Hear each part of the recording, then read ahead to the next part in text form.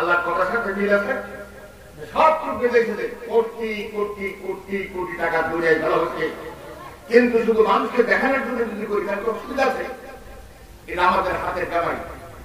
সবার উপস্থিতি এই নদীর কাবার দিয়ে নদীর পার দিয়ে আমরা নামাজ করি, অনেকে আমরা সুদের রক্ষা করি, কিন্তু অথচ সূরা বাকারা 256 নম্বর 57 নম্বর আয়াতে আল্লাহ বলেন এই সুদের ব্যবসার সাথে যারা জড়িত আল্লাহ এবং তার রাসূল তাদের বিরুদ্ধে জিহাদ ঘোষণা করলো। জোরে বলেন আলহামদুলিল্লাহ।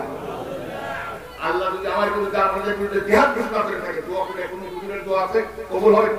সুদগারে পাঁচজন সুদগারে কোনো সুযোগ নাই। সবাই তো বন্ধু করে আমার ভাইরা দোয়া করলে কবুল হবে না। মিশকাত শরীফে কিতাবুল আদবে বাবুল আমর বিল মারুফ নাহি আনিল মুনকারের ভিতরে একটা হাদিস আছে, যারা আমর বিল মারুফ করে না, নাহি আনিল মুনকার করে না, তারা কোরআন শরীফ মাথা নিয়েও যদি দোয়া করে তাদের দোয়া আল্লাহর দরবারে কবুল হবে। আমি হুজুর মানুষ দাওয়াত দিব আর আমি খাবো, আমাকে মানুষ ভালো বলবে, আমার সামনে অশ্লীল বেড়াপড়া শরীয়ত গর্হিত কাজ করতে যদি পারছে আমি একজনের যদি বাধা দিলাম না। আমার মতো হুজুর 2-4 কোটি এনাও দোয়া করে, আমার মতো হুজুর 2-4 কোটি এনা বইটা খিলে দিও, এই দোয়া আল্লাহর দরবারে কবুল হবে। আল্লাহ রাব্বুল আলামিন কোরআন কারীমে কষ্ট ঘোষণা করেছেন অল্টাকুম মিনকুম উম্মাতুন ইয়াদউনা ইলাল খায়র ইয়ামুরুনা বিল মারুফ ওয়া ইয়ানহাউনা আনিল মুনকার। হে মুসলমানরা, তোমাদের মধ্যে এমন একটি দল থাকা দরকার যারা মানুষকে সরকার ডাকবে, সৎ কাজের কথা থেকে রাখবে এবং সদরি কাজ থেকে রাখবে। এরপর আল্লাহ বলছে কুনতুম খায়রা উম্মাতিন উখরিজাত লিন-নাস তা'মুরুনা বিল মারুফ ওয়া তানহাউনা আনিল মুনকার। হে মুসলমানরা, তোমাদেরকে পৃথিবীতে বিশ্ববাসীর কল্যাণের জন্য প্রেরণ করা হয়েছে, কারণ তোমরা হলো মুসলমান, তোমরাই সর্বশ্রেষ্ঠ জাতি। তোমরা দুনিয়ার মানুষকে উদ্ধার করতে পারবে, কল্যাণ করতে পারবে দুটি কাজের মাধ্যমে। তাহলে কি দুটি কাজের মাধ্যমে তোমরা মানুষের উদ্ধার করতে পারবে? সেটা হলো তা'মুরুনা বিল মারুফ ওয়া তানহাউনা আনিল মুনকার, ভালো কাজের আদেশ করবে, অসৎ খোদার তরিক পথ থেকে মানুষকে ফিরে রাখবে। দুর্গণ সুবহানাল্লাহ।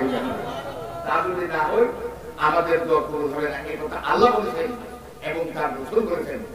সম্মানিত বন্ধুগণ, আমার বাজারে হযরত লূত আলাইহিস সালামের জামানায় ওই দেশের মানুষ যখন পাপাচারে লিপ্ত হয়ে গেল, ভালো মানুষের নাই, আল্লাহ তো সহজে রাগ করেন না, গজব দেন না। জিবরাইল আলাইহিস সালামকে পাঠালেন, জিবরাইল তাড়াতাড়ি চলে যাও, ওই লূত আলাইহিস সালামের দেশটা ধ্বংস করে দিয়ে আসে। জিবরাইল চলে আসলেন ধ্বংস করে দেওয়ার জন্য। এসে লক্ষ্য করে দেখলেন মসজিদের মধ্যে এমন একজন মানুষ বসে আছেন, জীবনের একটি মুহূর্ত সে পাপের কাজ করে, এত ভালো সুন্দর একজন পুত্র পবিত্র মানুষ। জিবরাইল আলাইহিস সালাম আল্লাহর কাছে বললেন, রব্বুল আলামিন, তুমি যে দেশটাকে আমাকে ধ্বংস করার জন্য বলছো, সেই দেশের মসজিদের মধ্যে তোমার এমন একজন বান্দা বসে আছে, জীবনে এবং পাপের ধারে কাছে যায়, সারা জীবন তোমার ইবাদত বন্দেগী করতে, তাহলে দেখে গেছে গুণগানি সারা জীবন দিয়েছেন। এই লোকটা সব এই দেশটা কেমনে ধ্বংস করে? আল্লাহ রাব্বুল আলামিন জিবরাইল আলাইহিস সালামকে ডাকতে বললেন, জিবরাইল, ওই কথা আমি শুনতে রাজি না, তোমাকে আবার হুকুম করলাম এই দেশটাকে আসমান পর্যন্ত তুলে ওই লোকটার ঘাড়ে পড়ে মেরে দাও। নাউযুবিল্লাহ। জিবরাইল আলাইহিস সালাম একটা বাক্য হয়ে গেলেন, কই আল্লাহ? জিবরাইল আল্লাহকে জিজ্ঞেস করেছেন, হাদিসটা কিন্তু বুখারী শরীফে। জিবরাইল আলাইহিস সালাম আল্লাহকে জিজ্ঞেস করলেন, রব্বুল আলামিন, ওই লোকটা তো ভালো, ওই লোকটার উপরে আপনি এত রাগ করেছেন কেন? জিবরাইল যখন আল্লাহকে এই কথা বললেন, আল্লাহ রাব্বুল আলামিন তার জবাব দিলেন কি শুনেন। আল্লাহ রাব্বুল আলামিন জিবরাইলকে বললেন, জিবরাইল, ওই লোকটা ভালো, ওই লোকটা জীবনেও পাপের কাজ করে নাই, মসজিদে বসে বসে সারা জীবন আমি আল্লাহর জিকির করছি, তাহলে ইবাদত বন্দেগী করেছে, কিন্তু মসজিদের বাইরে খোদার তরি পাপের কাজ, এত খোদার তরি পাপের কাজ হয়েছে যে ওই পাপের বিরুদ্ধে করা দূরের কথা, ওই অন্যের বিরুদ্ধে করা তো দূরের কথা, তার চেহারার কোনো পরিবর্তন হয় নাই, তার কোন ইবাদত বন্দেগী আল্লাহর দরবারে কবুল হয় নাই। এই দেশ আসমানে তুলে তার ঘাড়ে পড়ে মেরে দাও। নাউযুবিল্লাহ।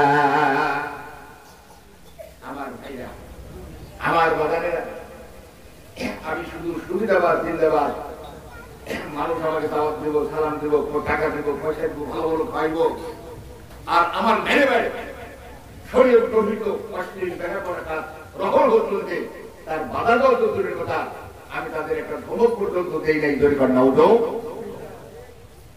হাদিস বুখারীর হাদিস, আল্লাহ রাব্বুল আলামিন হাদিস গুলো কিন্তু আল্লাহর, কিন্তু আল্লাহর মুখে না বলে নবীর মুখে বলেছেন।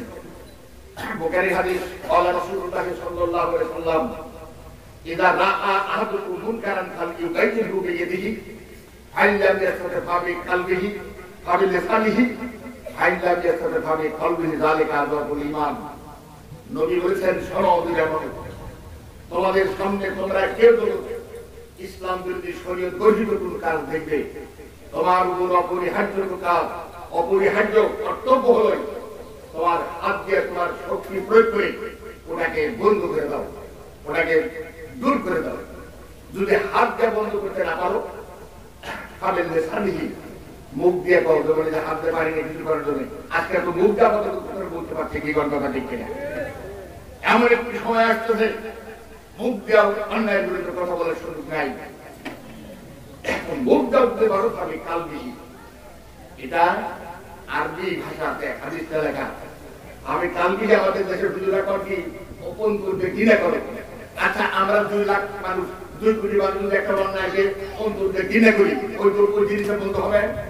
তারা তো জানে যে হুজুরা খালি ওষুধে কিনে হলো, এই তো দেখা দিবারে সব হাদিসের অর্থ ঠিক পায় না। হাদিসের অর্থ তারা ভুল বলে আপনার লেখা নেই।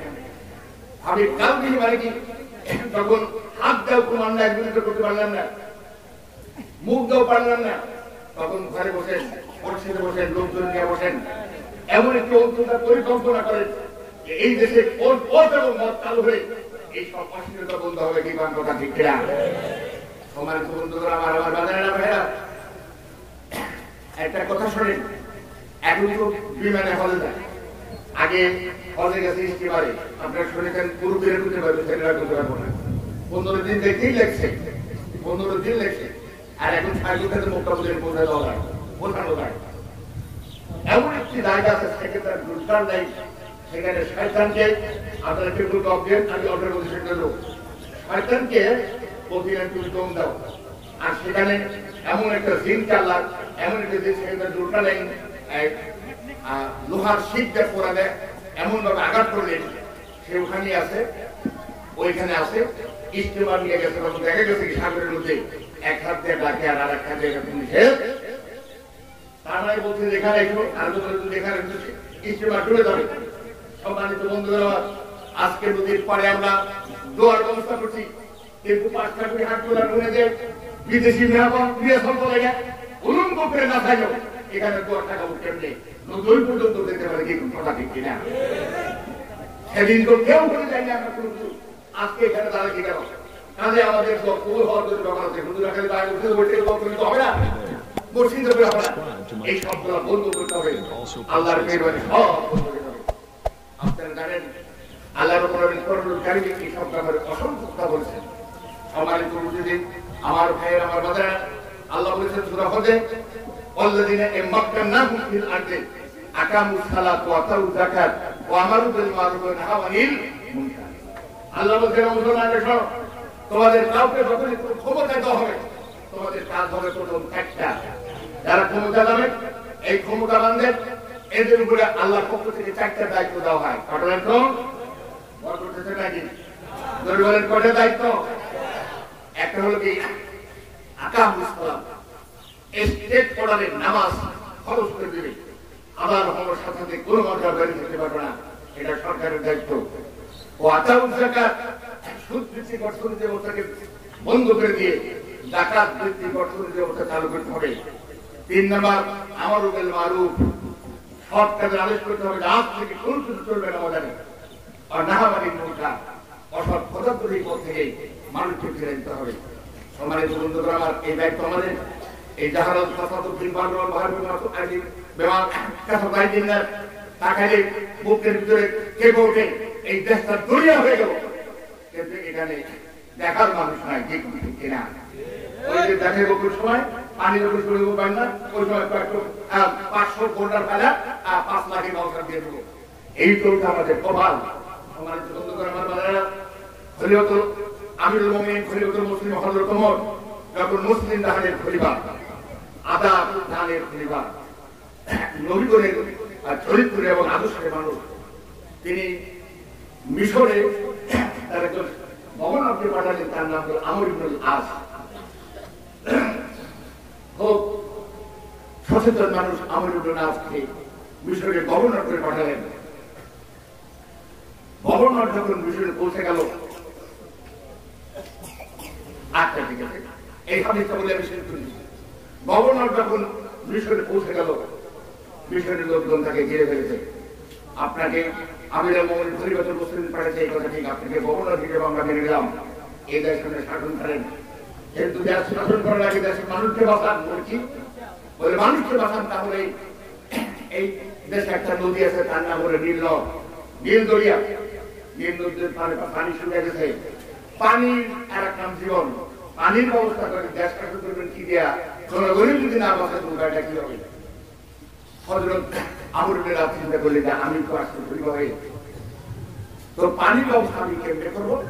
তখন ওই মিশরের লোকজন বললো যে হুজুর, আমরা প্রতি বছর একটা করে কাজ করি, আমাদের নীল নদ যখন শুকায় যায় তখন একটা কুমারী নিয়ে, সুন্দরী কুমারী নিয়ে নদীর মধ্যে বলি দিয়ে দিই, তখন এই পানিটা বর্তিতে যায়।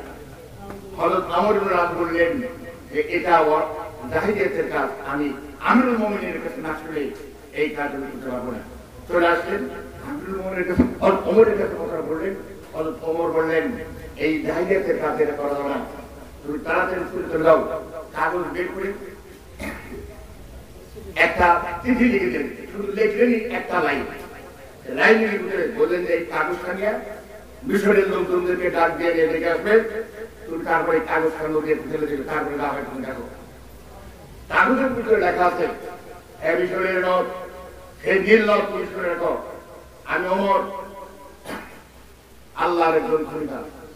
আল্লাহ মানুষকে মানুষ বানায় খলিফা বানিয়েছিল, আল্লাহর হুকুম জমিনে কায়েমের জন্য। আমি আল্লাহর একজন খলিফা, আমি চিঠি লিখে দিলাম, এই চিঠি তোমার ভিতরে পড়ার সাথে সাথে আল্লাহর হুকুমে তুমি জারি হয়ে যাও। এই চিঠি নিয়ে যখন লক্ষ লক্ষ মিশরবাসীদের সামনে নদীর মধ্যে ফেলে দিল, এক মিনিটের মধ্যে নীল নদ পানি পরিপূর্ণ হয়ে গেল। গজব কেন আসে? এত গজব এবছর আমাদের উড়াচ্ছে, আল্লাহ তারা কেউ জানে না কি গজব গুলো। অনেকে এমন গজব হতেছে তার জানাটাও করা যাচ্ছে না, এই গজব আমাদের উড়াচ্ছে। গজবের সময় মসজিদে নবীতে বসে আছেন আমিরুল মুমিনিন খলিফাতুল মুসলিমিন হযরত ওমর, সব বিপদের সংকেত দেওয়া যায়, একটা বিপদের সংকেত পৃথিবীর কেউ আবিষ্কার করতে পারে না, সেটা ও ভূমিকম্প যখন হয়। এটা কি বলতে পারে? এক সেকেন্ড আগেও বলতে পারে না যে ভূমিকম্প হবে। ওমর আমিরুল মুমিনিন খলিফাতুল মুসলিমিন মসজিদে নবীতে বসে আছেন, ভূমিকম্প শুরু হয়ে গেল। And also press this bell icon. Medina কাঁপতেছে, পাহাড় কাঁপতেছে, এখনই মদিনা ধ্বংস হয়ে যাবে। হযরত ওমর মসজিদের নববী থেকে তাড়াহুড়ো করে বেরোয়, হাতে ছিল আছাড় লাঠি, মাটিতে ঘাও দিয়া, একটু মাটির ভিতরে ঢুকায় দিয়া আর এক মাথায় ধরে চিৎকার করে বলছিলেন, আমার মতো কোরআনের সরকার ওমর মদিনায় থাকতে মদিনার মাটি থাকতে পারে না। মুহূর্তের মধ্যে ভূমিকম্প বন্ধ হয়ে গেল। আজ থেকে ১৫০০ বছরের মধ্যে আর ভূমিকম্প হয় না। কিন্তু বুঝতে হবে আমাদের কপাল গেছে পুড়ে। দোয়া করে কি হবে? হ্যাঁ, দোয়া করবো। দোয়ার আগে আমরা আস্তাগফিরুল্লাহ করে নেই, এই এলাকায় আর কোন পাপের কাজ আমরা করতে দেব, হাতে ধরে হোক আর পায়ে ধরে হোক আর বাবা ধরে হোক, যেভাবে হোক পায়ে ধরে বলে বাদান, এই এলাকায় আর পাবে না। এটা আমাদের হাতের কামাই।